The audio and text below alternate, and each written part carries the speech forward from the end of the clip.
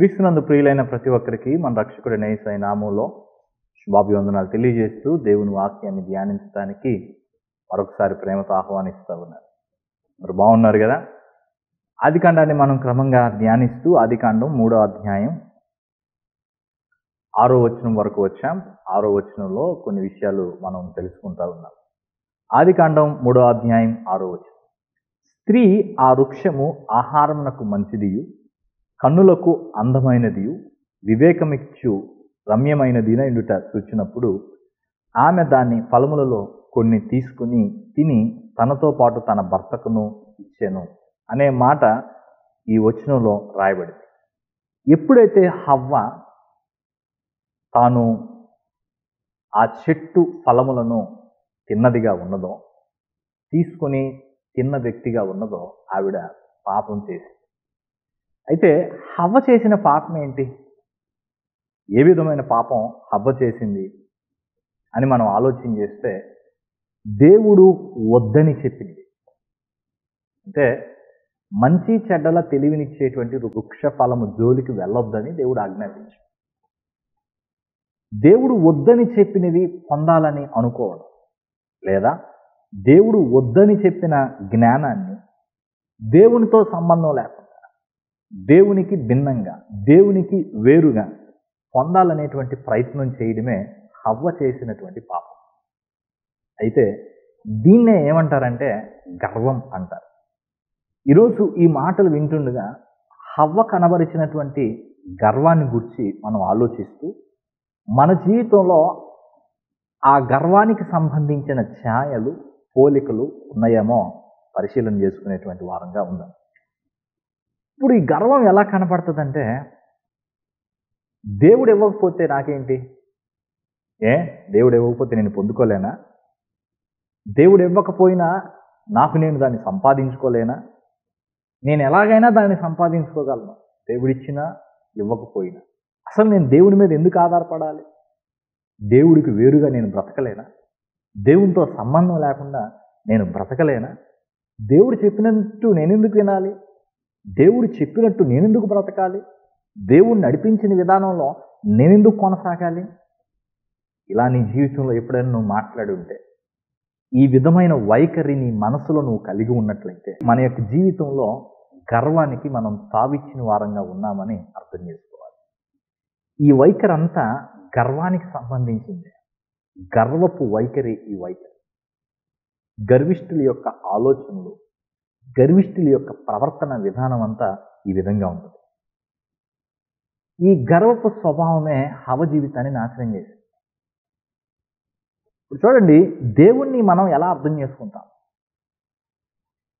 దేవుని కంటే కొంతమంది వారిని వారు హెచ్చించుకుంటారు.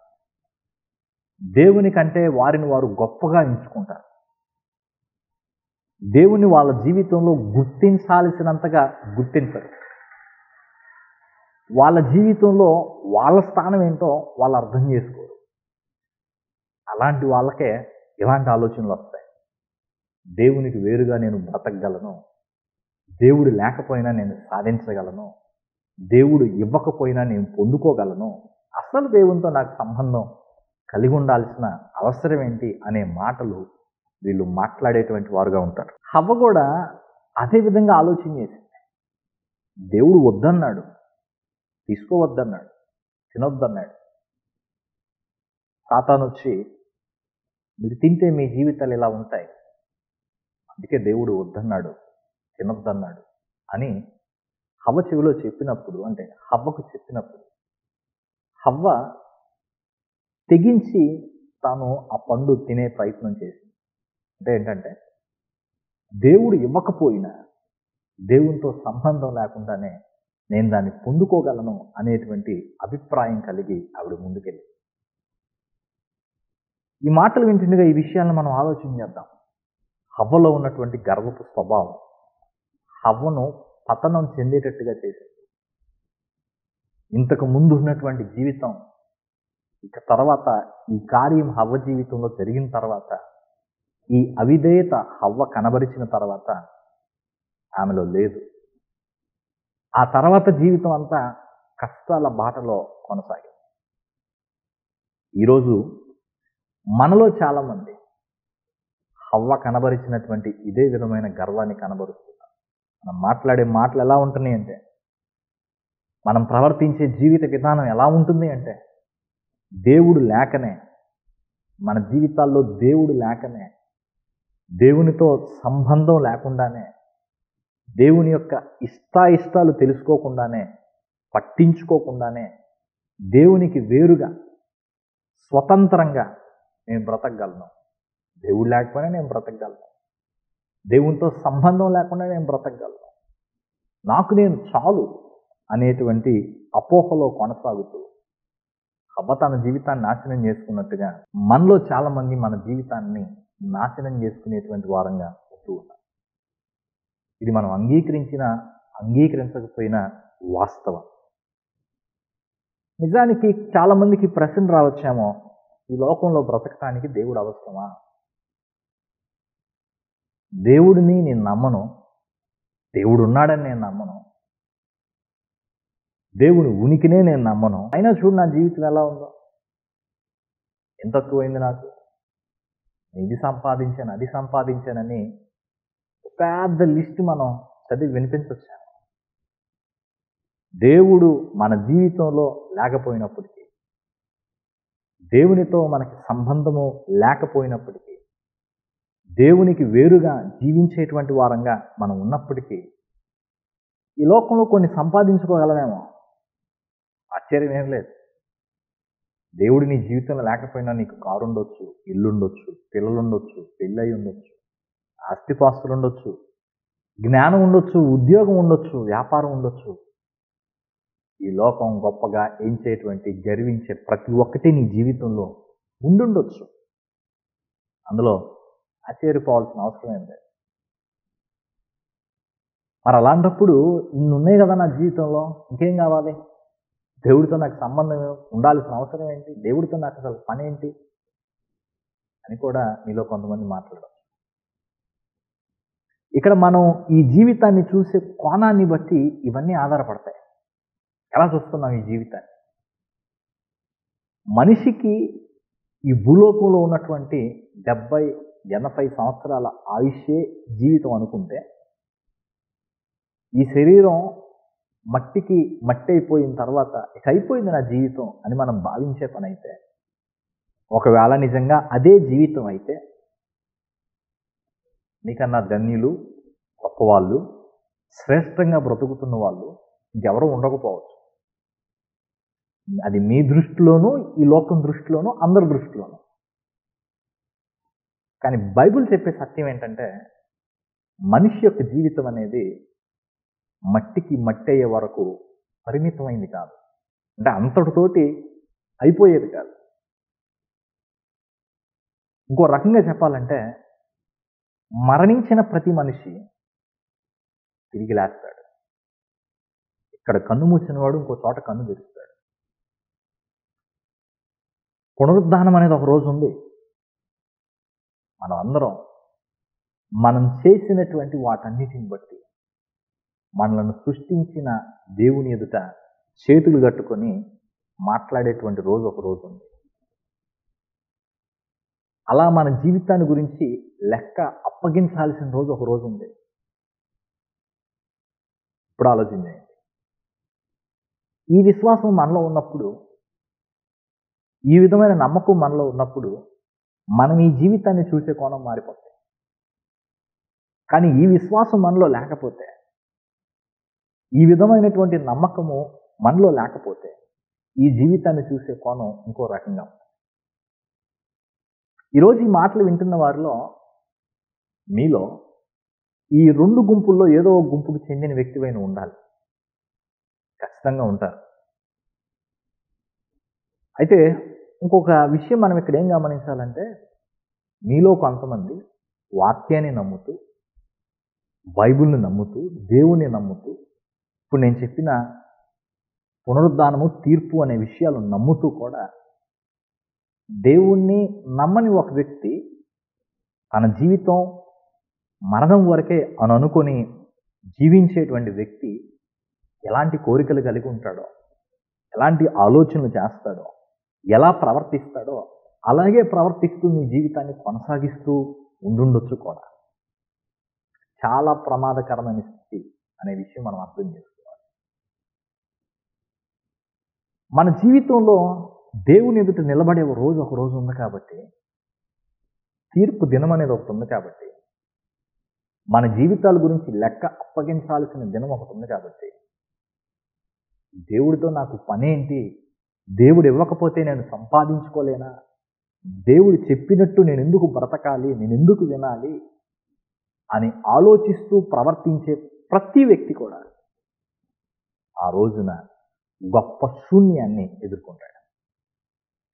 ఈ లోకంలో నీకేది తక్కువ కాకపోవచ్చు, చచ్చే వరకు కూడా ఏ విధమైన ఇబ్బంది నీకు కలగకపోవచ్చు. ఎంత భక్తిహీనంగా నువ్వు బ్రతికినా, దేవునితో సంబంధమే లేకుండా బ్రతికినా, గొప్ప ఐశ్వర్యంతో తలతూగే వ్యక్తివిగా, గొప్ప ఐశ్వర్యాన్ని అనుభవించే వ్యక్తివిగా నీ జీవితం ఉండొచ్చు. కానీ తిరిగి లేచిన రోజున, దేవుని ఎదుట నిలబడే రోజున నీ జీవితం శూన్యం కాబోతుంది. ఆ రోజున నిత్య నరకాగ్నిలోనికి తోసివేయబడేటువంటి వ్యక్తివిగా ఉంటాం. గర్వపు జీవితం చాలా ప్రమాదకరం. ప్రియ సహోదరి సహోదరుడా, ఇప్పటికైనా ఈ సత్యం అర్థం చేసుకో. గర్వం నీ లోపల ఉంటే అది నిన్నే దేవునిగా భావించుకునే విధంగా చేస్తుంది. ఆ గర్వం మనతో ఏం చెప్తుందో తెలుసా? నీకు పైన ఎవరూ లేరు, నీకు సహాయం చేసేవారు ఎవరూ లేరు, నువ్వు లోబడాల్సినటువంటి వారు ఎవరూ లేరు, నువ్వు ఎవరి మాట వినాల్సిన అవసరం లేదు. నీ జీవితం నీ ఇష్టం. నువ్వెవరి కోసమో బ్రతకాల్సిన అవసరం లేదు, నీ కోసమే నువ్వు బ్రతకాలి. నీ ఇష్టాయిష్టాలు నువ్వు నెరవేర్చుకోవాలి. ఎవరి కోసమో నువ్వు తగ్గించుకోవాల్సిన అవసరం లేదు, ఎవరి కోసమో నువ్వు మానుకోవాల్సిన అవసరం లేదు, ఎవరి కోసమో నువ్వు మార్చుకోవాల్సిన అవసరం లేదు. నువ్వు బ్రతకాల్సింది నీ కోసమే. నీ ఇష్టాయిష్టాలు నెరవేర్చుకోవడానికే నువ్వు బ్రతకాలి. ఇది గర్వం మనకు బోధించేది. నీ జీవితానికి నువ్వు చాలు, ఇంకెవరు అవసరం లేదు. ఒక వ్యక్తితో నీకు సంబంధం అవసరం లేదు, ఇంకో వ్యక్తిని పలకరించాల్సిన అవసరం లేదు, వేరే ఎవరిని పట్టించుకోవాల్సిన అవసరం లేదు. నిన్ను తప్ప ఏ వ్యక్తి గురించి కూడా ఆలోచించాల్సిన అవసరం లేదు. నీ గురించి తప్ప ఇంకొక వ్యక్తిని పట్టించుకోవాల్సినటువంటి అవసరం లేదు. అసలు నీకంటే గొప్ప ఎవరున్నారు ఇంకా ఈ లోకంలో? నీతో సమానంగా ఉండేవాళ్ళు ఎవరున్నారు? నీకున్న జ్ఞానం, నీకున్న అందం, నీకున్న చదువు, నీకున్న సంపాదన ఎవరికున్నాయి? చూడు, నీ చుట్టూ చూసుకో, ఎవరున్నారు? నీతో సరిపోల్చగలిగినటువంటి వారు, సరిపోయిన వారు ఎవరైనా ఉన్నారా అని గర్వం మనకు బోధిస్తుంది. అసలు ఆ మాటలన్నీ వింటుంటే, ఆలోచిస్తుంటే ఎలా ఉంటుందో చూడండి. నాలాంటి వాళ్ళు ఇంకెవరూ లేరు అని ఒక భ్రమలో బ్రతికే విధంగా చేస్తారు. సర్వం నువ్వే అన్నట్టుగా అది నిన్ను మార్చారు. నాకు తెలిసి ఒక గర్విష్టి కుప్పకూలిపోయిన రోజున, ఒక భయంకరమైన సమస్యలో చిక్కుకున్న రోజున బహు తీవ్రంగా ఏడుస్తాడు. ఎందుకంటే ఇప్పుడు వరకు తాను నమ్మింది తననే. తను ఒక స్వతంత్రుడు, ఎవరిని పట్టించుకోలేదు, దేవుణ్ణి పట్టించుకోలేదు, మనుషుల్ని పట్టించుకోలేదు. అలా తన యొక్క జీవితం కొనసాగింది. ఇప్పుడు తనకు సహాయం చేసే వాళ్ళు ఎవరు ఉండరు. అసలు నాకు ఎవరి సహాయం అవసరం లేదు అనుకున్నాడు కదా, నాకు నేను చాలు అనుకున్నాడు కదా. అలా తన జీవితం కొనసాగించుకున్నందుకు, నడుచుకున్నందుకు తర్వాత గుండెలు బాదుకొని ఏడ్చే రోజు ఒక రోజు ఏర్పడుతుంది. ఒకవేళ ఏర్పడినా ఆశ్చర్యపోవాల్సిన అవసరం లేదు. గర్వం ఒక వ్యక్తికి ఈ విషయాలన్నీ బోధించి ఆ వ్యక్తిని స్వతంత్రుడిగా మారుస్తుంది. దేవుని మీద ఆధారపడే వ్యక్తిగా మార్చదు. దేవుడు లేని జీవితాన్ని జీవించమని ప్రోత్సహిస్తుంది. మనుషులతో సంబంధం లేకుండా జీవించమని ప్రోత్సహిస్తుంది. స్వార్థపరుడిగా మారుస్తుంది. నరకానికి ఈడ్చుకొని వెళ్ళే విధంగా ఆ వ్యక్తి యొక్క జీవితాన్ని గర్వం రూపుదిద్దుతుంది. ఈ మాటలు వింటున్న ప్రియ సహోదరి సహోదరుడా, గర్విష్టి కూలిపోవడం ఖాయం. అది ముందో వెనకో, ఈరోజో రేపో, కానీ ఖచ్చితంగా ఒక రోజు ఉంది. నాశనానికి ముందు గర్వం నడుచుకుని బైబిల్ చెప్తుంది. అది సంభవించిన రోజున, ఆ నాశనం సంభవించిన రోజున, కూలిపోయిన రోజున తీరిగ్గా కూర్చొని ఎందుకు ఇలా జరిగింది నువ్వెంత ఆలోచన చేసినా పెద్దగా ఉపయోగం ఉండదు. ఎందుకంటే నేను ఇంతకు ముందే చెప్పినట్టుగా భూలోకంలో ఉన్నంతకాలం ఒకవేళ నువ్వు కూలిపోయే రోజు రాకపోతే, నువ్వు బాధ అనుభవించే రోజు రాకపోతే, నీ గర్వాన్ని బట్టి నీకు ఎలాంటి ఇబ్బంది తలెత్తకపోతే అది ఇంకా చాలా ప్రమాదకరం. ఒకవేళ నీ గర్వాన్ని బట్టి నీకు కొన్ని కష్టాలు వస్తే సంతోషించు, మంచిది అనుకో. ఎందుకో తెలుసా, కనీసం అప్పుడైనా నీ మనసు మారింది. కనీసం అప్పుడైనా దేవుడు నీ హృదయంలోనికి రావడానికి అవకాశం ఇస్తాం. ఒకవేళ భూలోకంలో అది సంభవించకపోతే, ఈ లోకాన్ని విడిచిపెట్టిన తర్వాత దేవుణ్ణి కలుసుకునే సమయంలో ఆ పరిస్థితి నీకు తలెత్తితే ఇంకా ఆప్షనే లేదు, నీకు మరొక అవకాశమే లేదు. నిత్య నరకాగ్నిలో యుగయుగాలు వేదన చెందడమే. ఈరోజు ఈ మాటలు నీకు ఎందుకు వినపడుతున్నాయో, నీ వద్దకు ఎందుకు తీసుకురాబడ్డాయో బహుశా పరిశీలన చేసుకోవడానికే దేవుడు ఈ మాటలు నీ దగ్గర తీసుకొచ్చాడేమో. నీ జీవితంలో దేవుణ్ణి, మనుషుల్ని ఎలా చూస్తున్నావో ఆలోచన చేసుకో. వారితో నువ్వు ప్రవర్తించే విధానం ఎలా ఉందో ఆలోచన చేసుకో. వాళ్ళతో నువ్వు ఎలా నడుచుకుంటున్నావో ఆలోచన చేసుకో. ఇప్పటికైనా కళ్ళు తెరువు. గరిష్ట జీవితాన్ని విడిచిపెట్టు. దేవునికి తల వంచు. తగ్గింపు కలిగి స్వార్థాన్ని నీ జీవితం నుండి తీసి పక్కన పెట్టి మనుషులను ప్రేమిస్తూ దేవుని మాట ప్రకారంగా కొనసాగగలిగితే గొప్ప దీవెన దేవుడు నీకు అనుగ్రహించేవాడుగా ఉంటాడు.